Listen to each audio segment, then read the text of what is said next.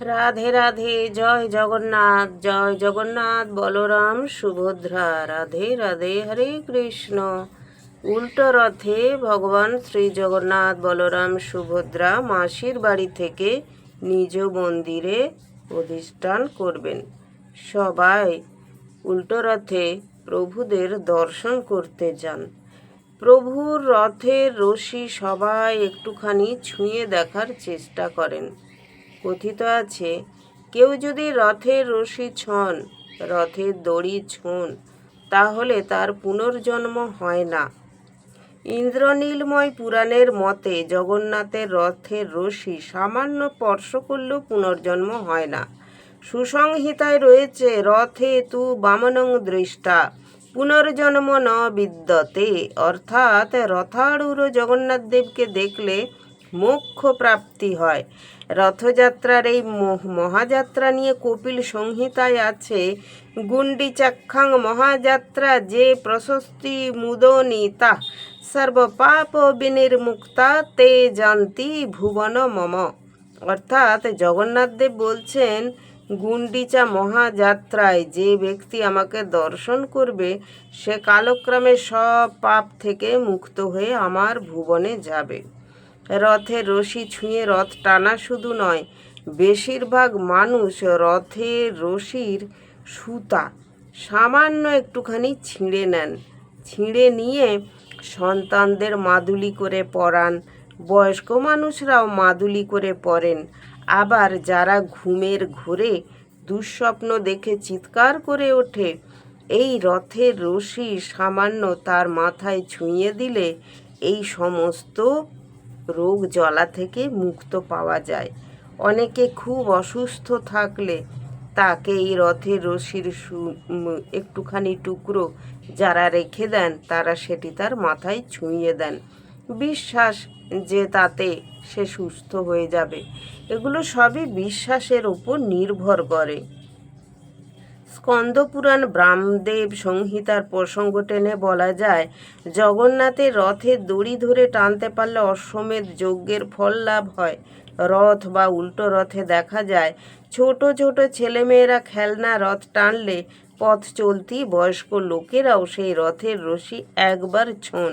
আসলে মানুষের বিশ্বাসটাই বড় কথা, একদমই তাই। আমিও তাই চেষ্টা করি, যখন ছোট ছোট বাচ্চারা রাস্তায় রথ টানে, তাদের রথে জগন্নাথকে দর্শন করি এবং রথের দড়িটি একটুখানি টেনে দিই। আমার মনে হয় ভগবান শিশুদের তো বেশি ভালোবাসেন না, আর শিশুরা এত নিষ্পাপ আর নির্মল মনে ভগবানকে স্মরণ করে, সেখানে ভগবান অবশ্যই অধিষ্ঠান করেন। এবং বাচ্চারা দেখি হাত দিয়ে সেখানে যা নকুলদানা থাকুক, বাতাসা থাকুক, সেইগুলি আবার আমাদেরকে দেয়। আমাদের এত ভালো লাগে, তখন মনটা একদম ভরে যায়। জয় জগন্নাথ, জয় জগন্নাথ বলি। মাসির বাড়ি থেকে ফেরার পরও জগন্নাথ, সুভদ্রা, বলরাম কিন্তু প্রবেশ করেন না মূল মন্দিরে। মহা সমারোহে তাঁদের তোলা হয় রত্নবেদিতে। 3 দিন 3টে উৎসবের পর তাঁরা মূল মন্দিরে প্রবেশ করেন।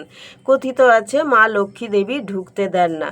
তো মা লক্ষ্মী দেবী ঢুকতে দেন না বলে তো 3 ভাই বোনে বাইরেই 3 দিন ধরে খুব মौज মস্তি করেন। 3 দিন ধরে মহা উৎসব চলে।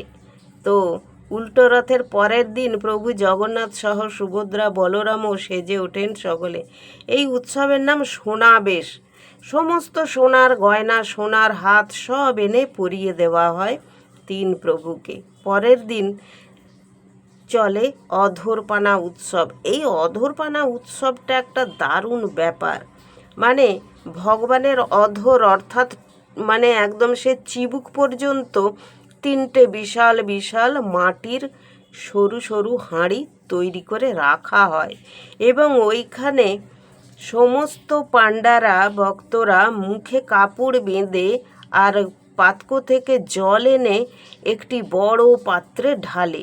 সেখানে ঢালা হয় ঘি, দুধ, দই, মধু, এই সমস্ত দিয়ে একটা লস্যির মতো জিনিস তৈরি করা হয়। সেই লস্যিটি ওই 3টি পাত্রে দেওয়া হয়, ওই কলসির মতো 3টি পাত্রে। এবং সেইটি প্রভু জগন্নাথ, বলরাম, সুভদ্রাকে উৎসর্গ করা হয়। উৎসর্গ করার পর সেই পাত্রগুলি ভেঙে ফেলে দেওয়া হয় রথের মধ্যেই। সেগুলি রথের নিচে গড়িয়ে পড়ে যায় ওই লস্যির মতো জিনিসটি। ওইটি কিসের জন্য করেছে জানেন? পৃথিবীতে যারা জীবন্ত মানুষ আছে তারা রথ দেখতে যাচ্ছেন এবং রথের রশি টানছেন, তারা প্রভুর প্রসাদ পাচ্ছেন। কিন্তু যারা মারা গেছেন, যারা অতৃপ্ত আত্মা, তাদের কে উদ্ধার করবে? তারাও তো চায় প্রভুর একটু প্রসাদ পেতে, তারাও তো চায় ইহ জগতের কষ্ট থেকে মুক্তি পেতে। তাই তারা ওই রথের নিচে অবস্থান করে। তখন এই অধরপানার দিনে এই সমস্ত লস্যি নিচে ফেলে দেওয়া হয় এবং তারা ওই প্রসাদ গ্রহণ করে এবং তারা স্বর্গলোক প্রাপ্তি হয়। প্রভু সবার জন্য ব্যবস্থা করে রেখেছেন, জীবিত মানুষ, মৃত সবার জন্য।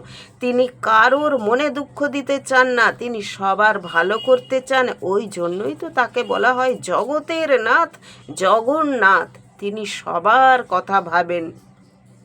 এই রকম এক একটি উৎসব হয় এবং লাস্টের দিনে হয় রসগোল্লা উৎসব। মা লক্ষ্মী তো খুব অভিমান করে আছেন প্রভুর ওপরে। তিনি ঘর চাইছেন যে প্রভু চলে আসুক মন্দিরে, আর ভালো লাগছে না প্রভুকে ছাড়া, দাদাকে ছাড়া, বোনকে ছাড়া। তারপর ভগবান জগন্নাথ সুন্দর এক হাঁড়ি রসগোল্লা নিয়ে মা লক্ষ্মীকে খাওয়াবেন। মা লক্ষ্মী আর রাগ করে থাকতে পারবেন না। তারপর মা লক্ষ্মীকে রসগোল্লা খাইয়ে প্রভু জগন্নাথ, বলরাম, সুভদ্রা মন্দিরে প্রবেশ করবেন। তো সেই দিনে কিন্তু আবার হাঁড়ি হাঁড়ি রসগোল্লা এসে সব রসগোল্লা বিতরণ করা হয়। এই রসগোল্লা উৎসবের পর এই রথযাত্রার উৎসব সমাপ্ত হয়। সবাই বলে যাবেন রাধে রাধে, জয় জগন্নাথ, হরে কৃষ্ণ, রাধে রাধে।